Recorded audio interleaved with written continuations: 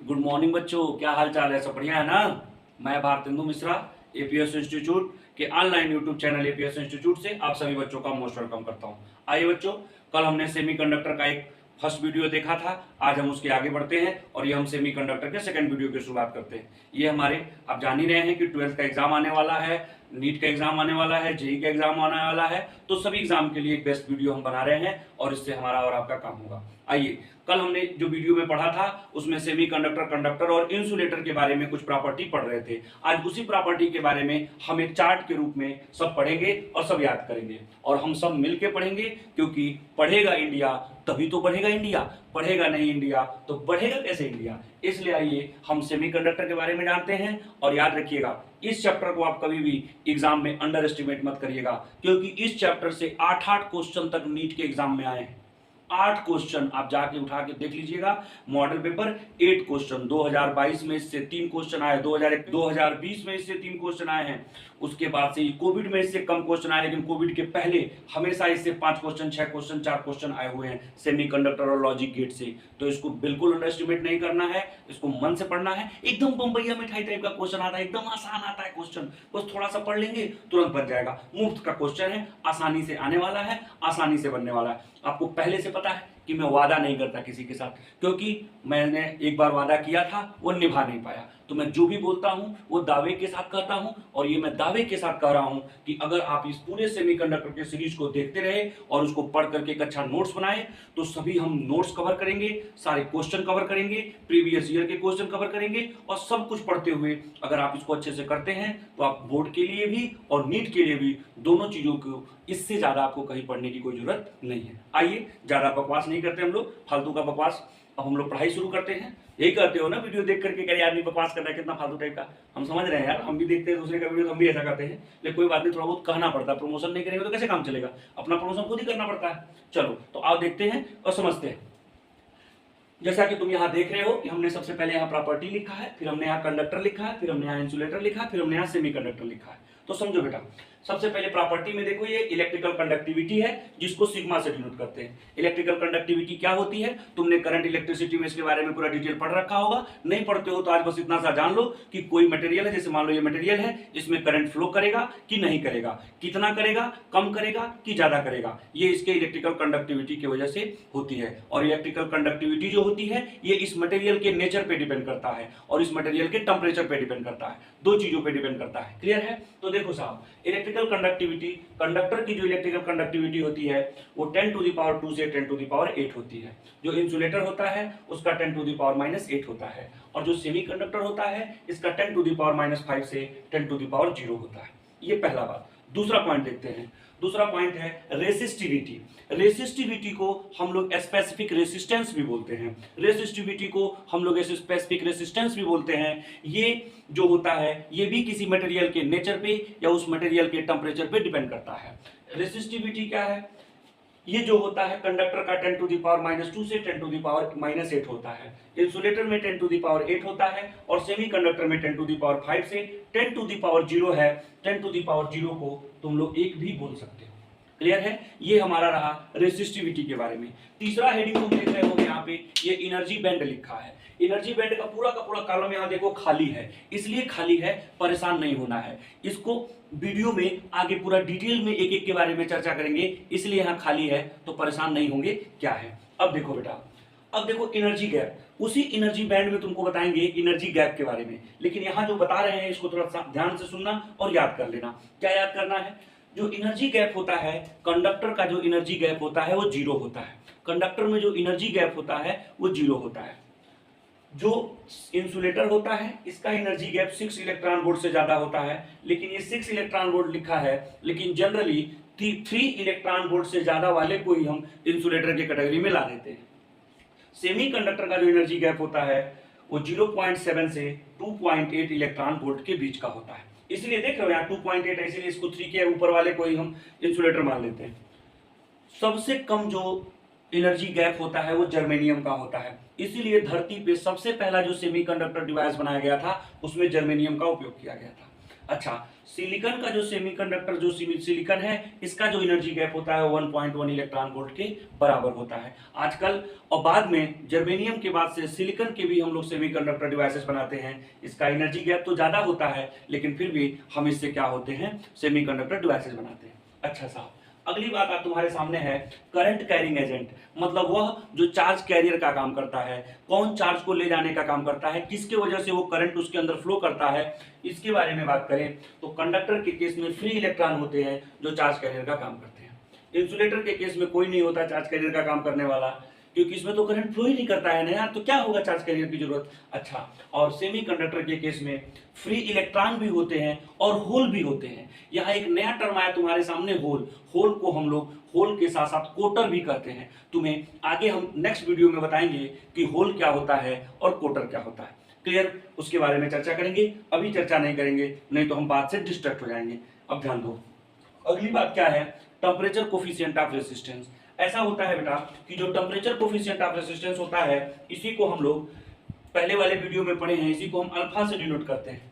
और कंडक्टर का जो अल्फा होता है वो पॉजिटिव होता है, जो इंसुलेटर होता है उसका जीरो होता है, और जो सेमीकंडक्टर होता है उसका नेगेटिव होता है।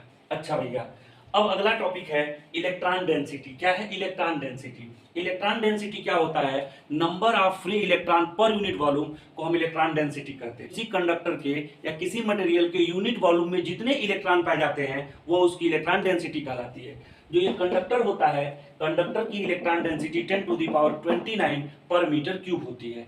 इंसुलेटर में जो इलेक्ट्रॉन डेंसिटी होती है इसका कोई डाटा नहीं है। और जो सेमीकंडक्टर होता है, इसकी जो इलेक्ट्रॉन डेंसिटी होती है वो 10⁻16 से 10⁻19 पर मीटर क्यूब होती है। यहाँ लिखा भी है, जो सिलिकॉन होता है उसका 10⁻16 होता है, जो जर्मेनियम होता है उसका 10⁻19 होता है।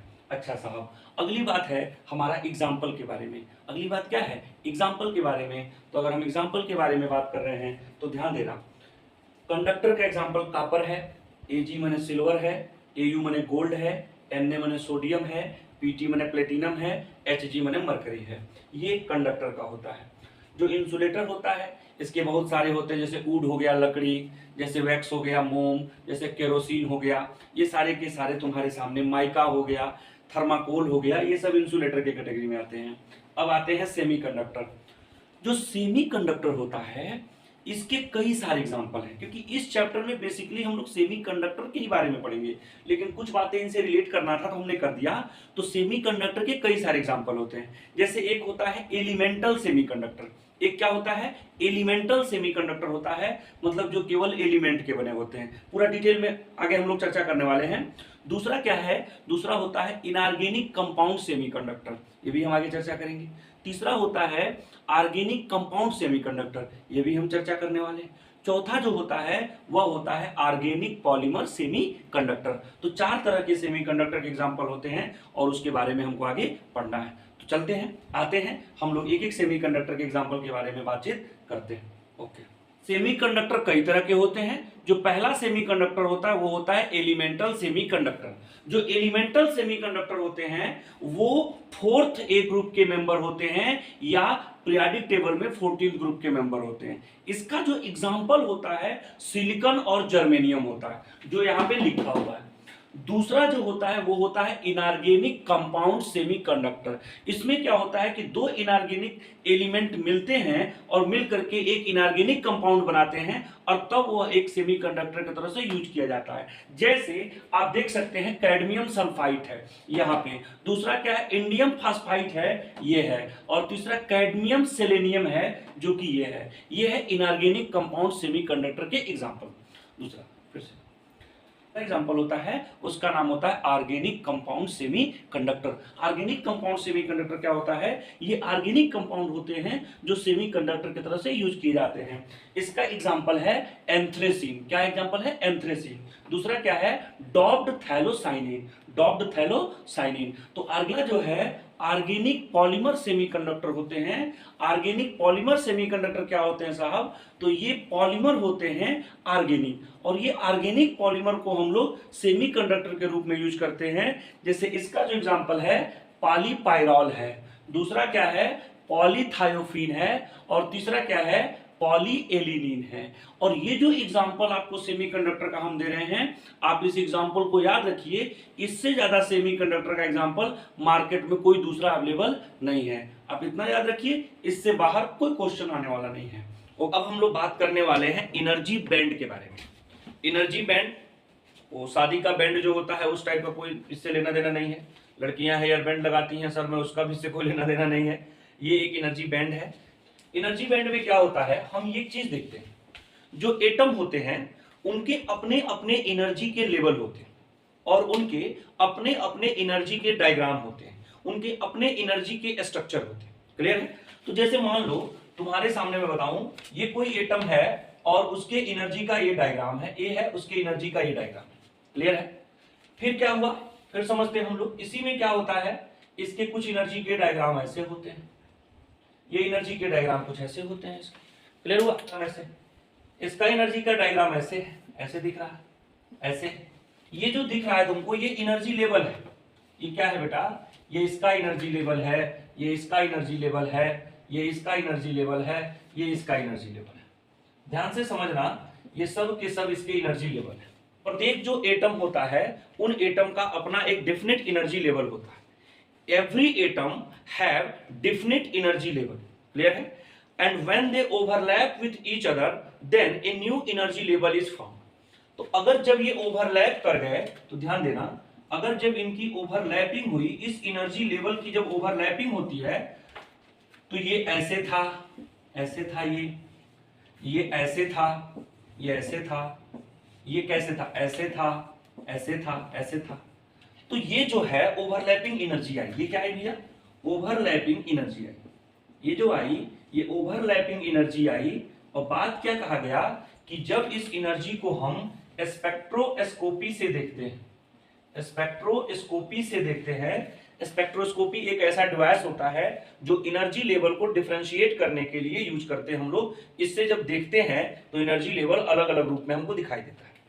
तो जब इस स्पेक्ट्रोस्कोपी से देखा गया तो ऐसा देखा गया कि ये जो एनर्जी लेवल था ये 3 पार्ट में बटा हुआ दिखा, ऐसे, ऐसे और ऐसे।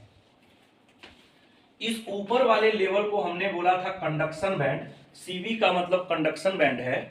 बीच वाले को हमने ईजी बोला था, एनर्जी गैप बोलते हैं इसको, या इसको एफबी बोला गया। एफबी का मतलब फॉरबिडन बैंड है, फेसबुक नहीं होगा। और ये जो है आपके सामने वैलेंस बैंड है, मतलब वीवी है, वीवी है। तो यही जो होता है एनर्जी का बैंड होता है, और इसी एनर्जी बैंड के बारे में हमको पढ़ना होता है। क्लियर है? ऐसा देखा जाता है कि ये जो कंडक्शन बैंड होता है, इसमें बेटा जी जो कंडक्शन बैंड होता है, इसमें इलेक्ट्रॉन पाए जाते हैं, इलेक्ट्रॉन प्रेजेंट होते हैं, साथ में ये मोबाइल होते हैं। मोबाइल होने का मतलब मूवेबल होते हैं, और ये मूवेबल होते हैं इसलिए ये करंट को कॉन्स्टिट्यूट करते हैं, करंट को कॉन्स्टिट्यूट करते हैं। मतलब कंडक्शन बैंड में पाए जाने वाले इलेक्ट्रॉन उस मटेरियल के अंदर करंट के फ्लो के लिए जिम्मेदार होते हैं। ये फॉरबिडन बैंड या एनर्जी गैप होता है, यह एक प्रकार का एनर्जी गैप होता है। इसको हम लोग नॉन अलाउडेड इलेक्ट्रॉन जोन बोलते हैं। एनर्जी गैप या फॉरबिडन बैंड जो होता है, यह एक प्रकार का एनर्जी गैप होता है वैलेंस बैंड और कंडक्शन बैंड के बीच में। यह इसको हम बोलते हैं नॉन अलाउडेड इलेक्ट्रॉन रीजन। मतलब इस रीजन में इलेक्ट्रॉन का आना मना है। नॉन अलाउडेड इलेक्ट्रॉन रीजन, इसमें जो इलेक्ट्रॉन होते हैं उनका आना मना होता है, ये नॉन अलाउडेड होते हैं। जो वैलेंस बैंड होता है, इसमें इलेक्ट्रॉन पाए जाते हैं, इसमें इलेक्ट्रॉन प्रेजेंट होते हैं, लेकिन ये इमोबिलाइज होते हैं। ये इमोबिलाइज्ड होते हैं, मतलब ये मोशन नहीं करते। इसमें इलेक्ट्रॉन पाए जाते हैं, ये इमोबिलाइज्ड होते हैं, मोशन नहीं करते। और जब ये मोशन नहीं करेंगे तो भैया चार्ज जब मोशन करेगा तभी तो करंट पैदा करेगा। तो वैलेंस बैंड के इलेक्ट्रॉन इमोबिलाइज्ड है, मतलब मोशन ही नहीं किए, इसका मतलब ये करंट पैदा ही नहीं करेंगे। इसका मतलब not constitute current, not constitute current, ये करंट पैदा नहीं करते। नॉट कॉन्स्टिट्यूट करंट, ये करंट पैदा नहीं करते। लेकिन देखिए होता क्या है, जैसे ही ये वैलेंस बैंड के इलेक्ट्रॉन निकल करके, और ये इलेक्ट्रॉन निकल करके यहां चले जाते हैं, तो तुरंत ये जो होता है करंट को कॉन्स्टिट्यूट करने लगते हैं, करंट कॉन्स्टिट्यूट कर देते हैं।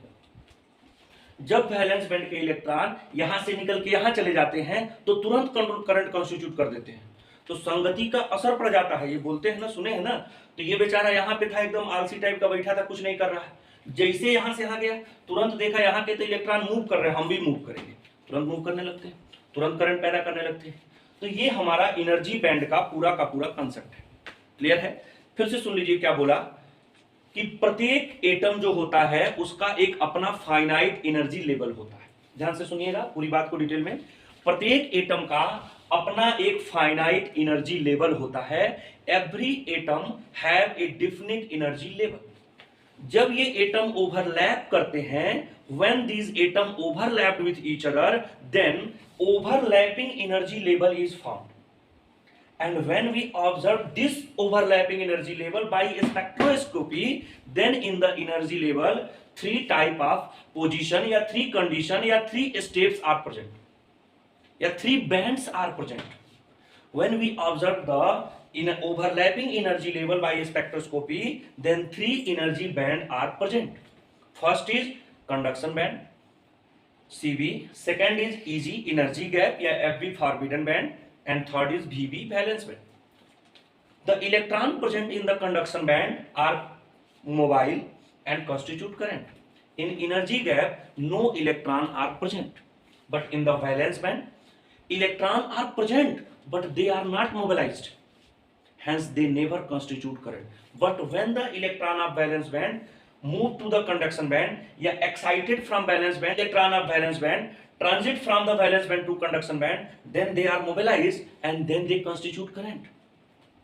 ये बात हम आगे समझेंगे पूरा डिटेल में, अभी बस इतना जानना था, जान लीजिए। ओके, चलिए आगे। Concept of energy band is based upon valence shell electron pair repulsion theory. आप लोग भी लिख लीजिए, क्वेश्चन इंपॉर्टेंट है, आ जाता है। अब हम बात करने वाले हैं टाइप ऑफ एनर्जी बैंड के बारे में बात करेंगे। मतलब इंसुलेटर में पहले हम बात करेंगे कंडक्टर में एनर्जी बैंड कैसे होते हैं, फिर बात करेंगे सेमीकंडक्टर में एनर्जी बैंड कैसे होते हैं, फिर बात करेंगे इंसुलेटर में एनर्जी बैंड कैसे होते हैं। मतलब अब जो हमारी बातचीत होने वाली है आपके सामने वो एनर्जी बैंड से रिलेटेड बात होने वाली है, और वो बात जो होगी वो सबकी अलग अलग होगी। तो अगला हेडिंग जो हमारा है वो है एनर्जी बैंड ऑफ कंडक्टर। हम बात करने वाले हैं एनर्जी बैंड, ध्यान दीजिएगा, एनर्जी बैंड फॉर कंडक्टर। हम लोग कंडक्टर के लिए एनर्जी बैंड के बारे में बात करेंगे। कंडक्टर मतलब बार बार कंडक्टर आ रहा है तो बस वाला कंडक्टर ना समझे, कृपया ध्यान दें, यात्रीगण कृपया ध्यान दें, ये बस का कंडक्टर नहीं है, ये फिजिक्स का कंडक्टर है, वह जो करंट को फ्लो करा सके। तो एनर्जी बैंड ऑफ कंडक्टर जो होता है, कंडक्टर में दो तरह का एनर्जी बैंड होता है। एक जो होता है उसको कहते हैं पार्शियली फील्ड टाइप, कुछ चमक रहा है क्या? एक जो होता है partially field type energy band, एक होता है partially field type energy band, और एक होता है ओवरलैपिंग टाइप एनर्जी बैंड। एक होता है ओवरलैपिंग टाइप एनर्जी बैंड। बच्चा रे, दो तरह का एनर्जी बैंड होता है। कौन कौन होता है? एक होता है partially field type energy band और एक होता है ओवरलैपिंग टाइप एनर्जी बैंड। ये कंडक्टर में होता है, ध्यान रखना। जो कंडक्टर होता है उस कंडक्टर के अंदर दो तरह का एनर्जी बैंड होता है, एक partially field type energy band और एक ओवरलैपिंग टाइप एनर्जी बैंड। अब देखो, जो partially field type energy band होता है भाई, सीधी सी बात है, इसको याद करने का एक छोटा सा तरीका हमने यूज किया था। अगर तुम बस में चढ़ो तो बस में दो कंडीशन होता है, या तो बस थोड़ा सा भरा होता है, मतलब पार्शियली फील्ड होता है, इसलिए पार्शियली फील्ड हो गया। बस जो होता है इतना भर जाता है कि लोग एक दूसरे के ऊपर चढ़ जाते हैं, तो वो क्या हो गया? Overlapping type. तो ये बस का कंडक्टर से याद रख सकते हो कि कंडक्टर क्या करेगा? बस लेके जाएगा, बस दो तरह से भरा होगा, कुछ लोग बैठे होंगे, पार्शियली हुआ, एक दूसरे के ऊपर चढ़ जाएंगे, ओवरलैपिंग होगा। तो कंडक्टर के अंदर कितने तरह के एनर्जी बैंड? दो तरह के। कौन कौन? पार्शियली फील्ड और ओवरलैपिंग टाइप। क्लियर है? अब देखो साहब, इसमें क्या हो, एनर्जी बैंड ई पे क्या है? एनर्जी बैंड ई। अब देखिए साहब, आगे बढ़ते हैं नेक्स्ट।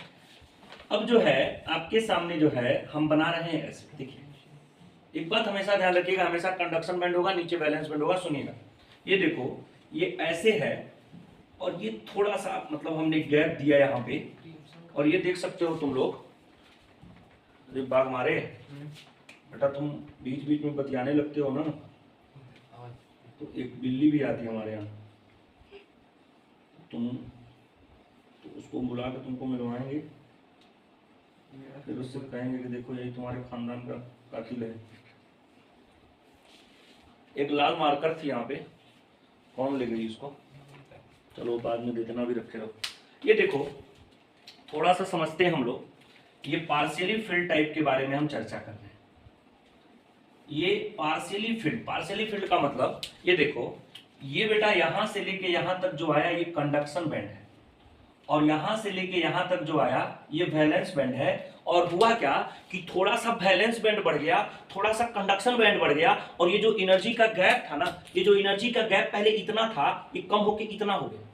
थोड़ा सा ये पहले एनर्जी का गैप इतना था, कंडक्शन बैंड थोड़ा नीचे आया, वैलेंस बैंड थोड़ा ऊपर गया, और इनके बीच का एनर्जी का गैप बहुत कम हो गया। लगभग ऐसा देखा जाता है कि ये एनर्जी का जो गैप होता है ये अप्रोक्सीमेटली 0 के बराबर हो जाता है। ये जो एनर्जी का गैप होता है ये 0 के बराबर हो जाता है, और यही होता है partially field energy band for the conductor. इसमें क्या होता है, partially field energy band for the conductor में क्या होता है कि थोड़ा सा जो कंडक्शन बैंड है वो नीचे आता है, और थोड़ा सा बैलेंस बैंड नीचे आता है। थोड़ा सा नम तुम भी आओ, थोड़ा सा नम हम भी आते हैं, दोनों आके यहां आ जाते हैं, बीच की जो दूरी है बहुत कम हो जाती है। ठीक है, लगभग हम मान लेते हैं कि यहाँ जो एनर्जी गैप होता है वो 0 हो जाता है। तो आप देख सकते हो कि जब एनर्जी गैप 0 हो जाएगा तो इसके पास तो पहले से इलेक्ट्रॉन थे ही कंडक्टिविटी के लिए, इसके इलेक्ट्रॉन को इसमें जाने में आसानी हो जाएगी, और जब आसानी हो जाएगी तो बहुत आसानी से यहाँ पहुंच जाएंगे। तो सीधी सी बात है, दोनों मिलकर कंडक्टिविटी का काम करेंगे, दोनों मिलकर कंडक्टिविटी बढ़ाएंगे, इसलिए कंडक्टर की कंडक्टिविटी बढ़ जाती है। ये पार्शियली फिल्ड है। दूसरा ओवरलैपिंग टाइप, देखो भैया मैं थोड़ा ओवरलैपिंग बनाता हूं, इधर देखो,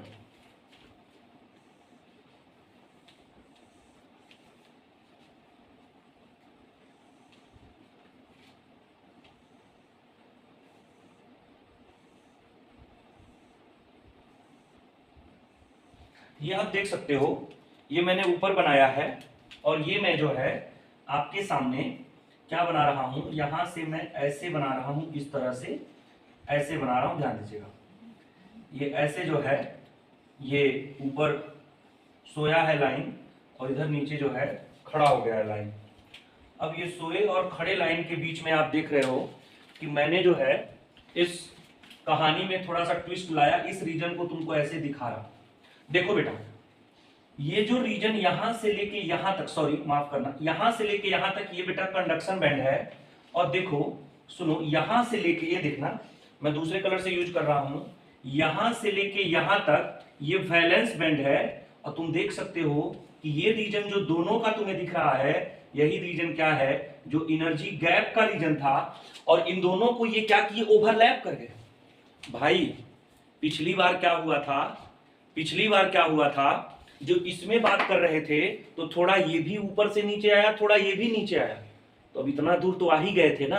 तो अगली बार क्या हुआ, दोनों का मिलन हो गया, दोनों मिल गए, और मिलने के बाद एक दूसरे को ओवरलैप कर गए। और जब ये ओवरलैप कर गए ऐसे, तो कंडक्शन बैंड भी वैलेंस बैंड में आ जाता है, वैलेंस बैंड भी कंडक्शन बैंड में चला जाता है, और इस बार एनर्जी गैप जो होता है वो सीधा का सीधा 0 हो जाता है। और इस बार दोनों के दोनों एक दूसरे के साथ हैं। ऐसे समझ लो कि अभी यहाँ शादी नहीं हुआ है, यहाँ शादी कर लिया, दोनों एक ही घर में रह रहे हैं, कोई टेंशन की बात अब नहीं है, टेंशन खत्म हो गया। तो वो पार्शियली फील्ड में क्या होता है और ओवरलैपिंग में क्या होता है, ये सीधे सीधे तुम्हारे सामने कहानी हो। क्लियर हुआ? तो आप ध्यान से समझ लीजिए, ओवरलैपिंग एनर्जी बैंड में क्या होता है, कंडक्शन बैंड और बढ़ जाता है और वैलेंस बैंड और बढ़ जाता है, और दोनों बढ़ने के बाद एक दूसरे को ओवरलैप कर जाते हैं। मतलब कंडक्शन बैंड वैलेंस बैंड में चला जाता है, वैलेंस बैंड कंडक्शन बैंड में चला जाता है, और एनर्जी गैप 0 हो जाता है। एनर्जी गैप क्या हो जाता है, 0 हो जाता है, और इजीली वैलेंस बैंड के इलेक्ट्रॉन कंडक्शन बैंड में, कंडक्शन बैंड के इलेक्ट्रॉन वैलेंस बैंड में आते रहते हैं, और कंडक्टिविटी और बढ़ जाती है। क्लियर है? तो दो तरह के एनर्जी बैंड होते हैं कंडक्टर के अंदर। क्लियर? अब इसके बारे में थोड़ा सा हम लोग लिख लेते हैं, कैसे कैसे क्या बातें होती हैं समझ लेते हैं।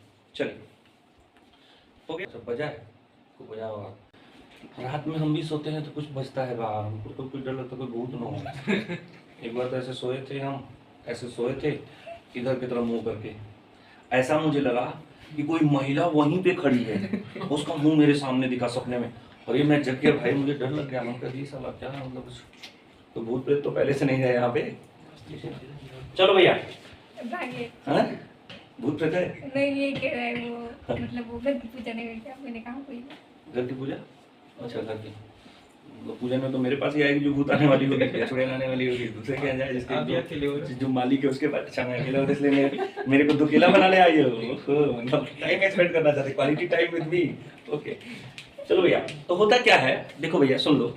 जो कंडक्टर होता है, कंडक्टर के केस में नॉर्मल टेम्परेचर और प्रेशर पे जो कंडक्शन बैंड होता है, इस कंडक्शन बैंड में सफिशिएंट इलेक्ट्रॉन पाए जाते हैं। जो कंडक्टर होता है, कंडक्टर के अंदर नॉर्मल टेम्परेचर और प्रेशर पे जो कंडक्शन बैंड होता है, इस कंडक्शन बैंड में सफिशिएंट इलेक्ट्रॉन पाए जाते हैं। और ये जो सफिशिएंट इलेक्ट्रॉन होते हैं ये हमेशा मोबिलाइज्ड होते हैं, मोबाइल होते हैं। इस वजह से कंडक्टर के अंदर नॉर्मल टेम्परेचर और प्रेशर पर भी हमेशा कंडक्टिविटी बनी रहती है। और जो कंडक्टर होता है वो गुड कंडक्टर ऑफ इलेक्ट्रिसिटी की तरह से काम करता है। क्लियर हो गया?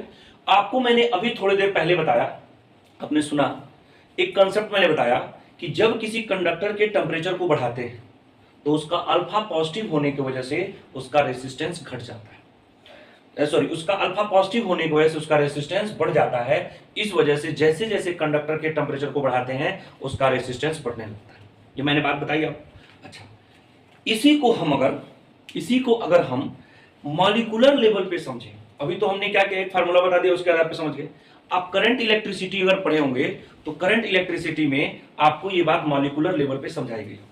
ठीक है, अगर हम इस बात को मॉलिक्यूलर लेवल पे समझने का प्रयास करते हैं तो देखते हैं क्या क्या होता है, कैसे कैसे होता है। ठीक है, आइए साहब इसको थोड़ा हम मतलब क्यों कंडक्टर के अंदर टेम्परेचर बढ़ाने पे, क्वेश्चन क्या है, कंडक्टर का टेम्परेचर बढ़ाने पे क्यों उसकी कंडक्टिविटी जो होती है वो घट जाती है, क्यों उसका रेजिस्टेंस बढ़ जाता है, इस बात के बारे में हम लोग बात करेंगे। ठीक है, आइए। क्या हुआ, क्या टाइम हो गया, छोड़ दे क्या? आप इलेक्ट्रिकल करंट पढ़ लिए होंगे, आप सेमीकंडक्टर अगर पढ़ रहे हैं तो मुझे ये उम्मीद है कि आप इलेक्ट्रिकल करंट पढ़ लिए होंगे, और नहीं भी पढ़े होंगे तो आज मैं आपको कुछ बातें बता देता हूं, आप जानने का प्रयास करें और सुन लें। जे बराबर फार्मूला होता है सिग्मा ई, जे बराबर फार्मूला होता है सिग्मा ई, जहां जे क्या होता है, इसको बेटा हम करंट डेंसिटी कहते हैं। क्या कहते हैं बेटा इसको? ये करंट डेंसिटी होता है।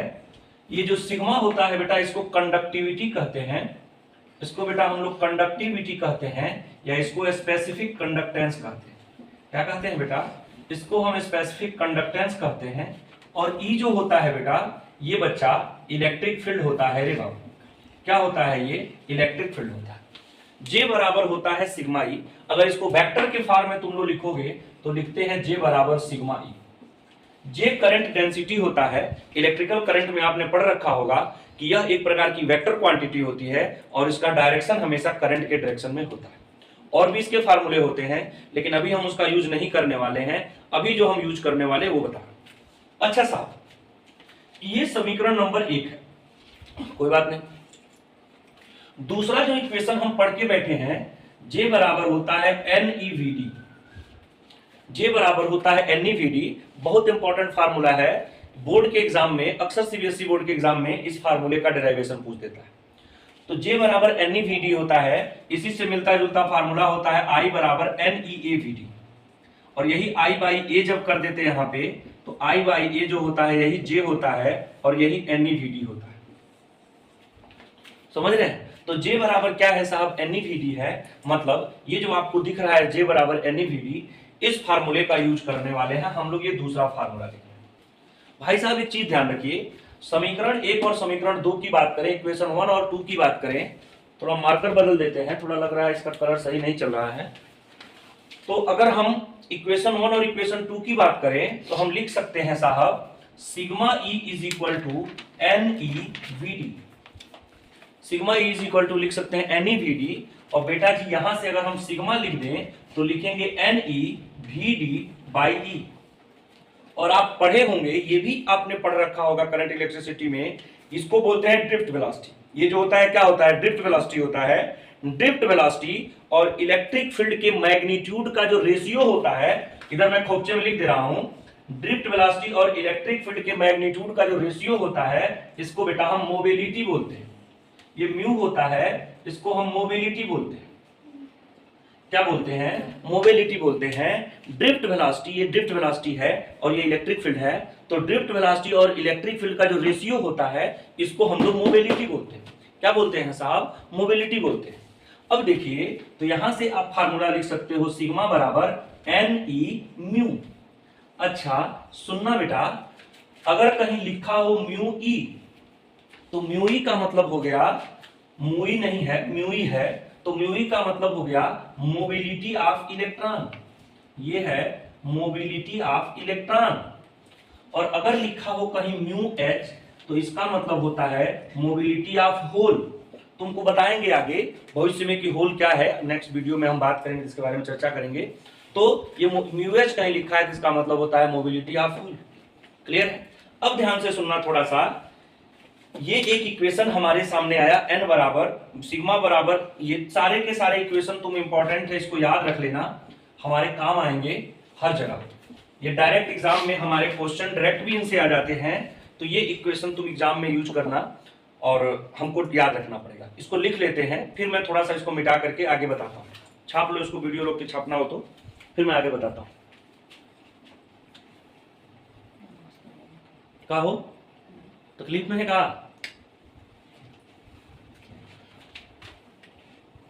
हो, तुम भी तकलीफ में हो? ओके, हो गया। अब मैं इसको मिटा देता हूं और आपके सामने जो लिख रहा था उस इक्वेशन को लाता हूं। कुछ मेरे लिए जरूरत है, कुछ काम है, उस बात को बताना चाहता हूं। ये इक्वेशन मैं यहां लिख दे रहा हूं, सिग्मा बराबर एन ई म्यू।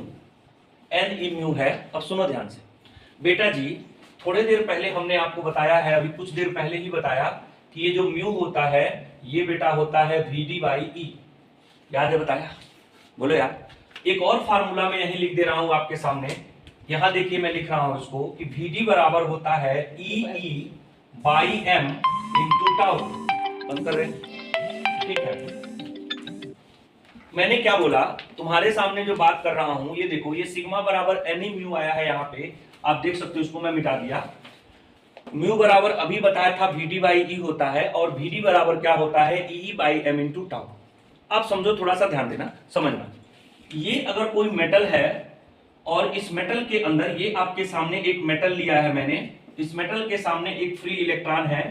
देखिए, ये जो बातें मैं आपको बता रहा हूं, इस सेमीकंडक्टर को समझाने के लिए, ये बातें आप करंट इलेक्ट्रिसिटी में पढ़े होंगे, लेकिन मैं आपको यहां पे फिर से इसलिए बता दे रहा हूं कि आप पढ़े हैं कि नहीं पढ़े हैं आपकी प्रॉब्लम है, लेकिन आपको अगर पढ़े भी होंगे तो एक बार और पढ़ लेंगे तो रिवीजन हो जाएगा, नहीं पढ़े होंगे तो जान लेंगे तो समझने में आसानी हो जाएगी। देखिए साहब, ये जो फ्री इलेक्ट्रॉन है, जब जिग अपने अंदर जिग जैग पाथ पे ऐसे मोशन करता रहता है, तो जैसे ये इलेक्ट्रॉन चला, थोड़ा समझते हैं हम लोग, और ये इलेक्ट्रॉन यहां से चल रहा है, और हम क्या देखें कि ये इलेक्ट्रॉन यहां से चला और चलने के बाद यहां आके टकरा गया, इससे, इस इलेक्ट्रॉन से टकराया, और ये इलेक्ट्रॉन टकराने के बाद इस इलेक्ट्रॉन से जाके यहां पे टकराया। तो ये इसका पहला कोलिजन है, फर्स्ट कोलिजन है, और ये इसका सेकंड कोलिजन है। तो कहा जाता है कि ये जब एक के बाद दूसरा कोलिजन होता है तो उसको सक्सेसिव कोलिजन कहते हैं, और इस सक्सेसिव कोलिजन के बीच लगा हुआ जो समय होता है उसको हम टाउ से डिनोट करते हैं, जिसको कहते हैं relaxation time. Relaxation time, relaxation time. क्या बोले कि इस ये जो एक कोलिजन से दूसरे कोलिजन के बीच लगे हुए समय को टाउ से डिनोट करते हैं, इसको रिलैक्सेशन टाइम कहते हैं। मतलब जो होता है, time taken by any free electron between the two successive collision is known age relaxation time. अब ध्यान से सुनना, ये जो रिलैक्सेशन टाइम है, अब मैं जो बात तुमसे क्वेश्चन शुरू में किया था कि क्यों हम किसी मेटल के टेम्परेचर को बढ़ाते हैं तो उसका रेसिस्टेंस बढ़ जाता है, ये उस बात को तुम्हें मैं समझाने जा रहा हूं। बात समझ रहे हो? उस बात को समझाने के लिए इतनी बातें मुझे तुम्हें बतानी पड़ी, क्योंकि तुम्हें पता है कि नहीं पता है, इस बात पे मैं रिस्क नहीं ले सकता था, तो मैं पूरा समझा के अब मैं बताने जा रहा हूं।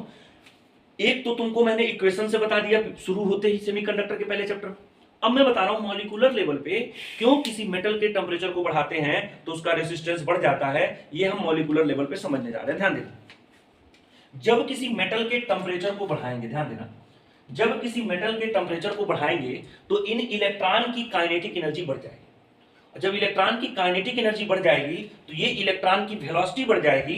टेम्परेचर बढ़ाने से इनकी काइनेटिक एनर्जी बढ़ जाती है, इनकी वेलोसिटी बढ़ जाती है। जब इनकी वेलोसिटी बढ़ जाती है तो ये जल्दी जल्दी टकराने लगते हैं। Collision will become more frequent.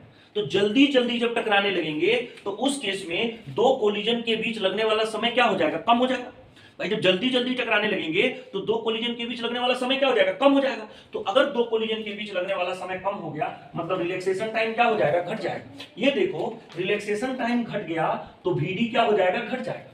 और अगर बेटा VD घट गया तो मोबिलिटी घट जाएगा, और मोबिलिटी घट गया तो कंडक्टिविटी घट जाएगा। बात समझ रहे हो? और इस वजह से ये जो कंडक्टिविटी होती है ये क्या होती है, घट जाती है। कंडक्टिविटी होती क्या होती है, घट जाती है। क्लियर हो गया? अब देखो ये बात तो हो गया, लेकिन इसमें एक तकलीफ की बात आ गई थोड़ी सी। क्या ध्यान दो, जब हम इस मेटल का टेम्परेचर बढ़ाएंगे, ध्यान देना रे, जब इस मेटल का हम टेम्परेचर बढ़ाएंगे तो टेम्परेचर बढ़ने से जो इसके एटम के अंदर के इलेक्ट्रॉन होंगे उनको भी तो एनर्जी मिलेगी, तो वो भी तो इलेक्ट्रॉन रिलीज होगा।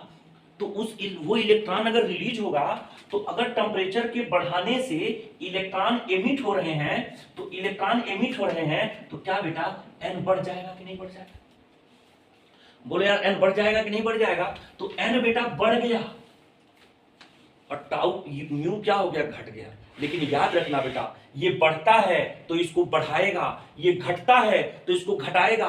लेकिन होता क्या है, मतलब जब किसी मेटल के टेम्परेचर को हम बढ़ा देते हैं तो उसका जो म्यू होता है वो घट जाता है। क्यों घट जाता है? क्योंकि टेम्परेचर को बढ़ाने से काइनेटिक एनर्जी बढ़ जाएगा, वेलोसिटी बढ़ जाएगा, रिलैक्सेशन टाइम घट जाएगा। रिलैक्सेशन टाइम घट गया तो VD घट गया, और VD घट जाएगा तो म्यू घट जाएगा। तो ये तो घट गया लेकिन ये बढ़ जाता है। लेकिन होता क्या है कि म्यू का घटना n के बढ़ने पे डोमिनेट कर जाता है।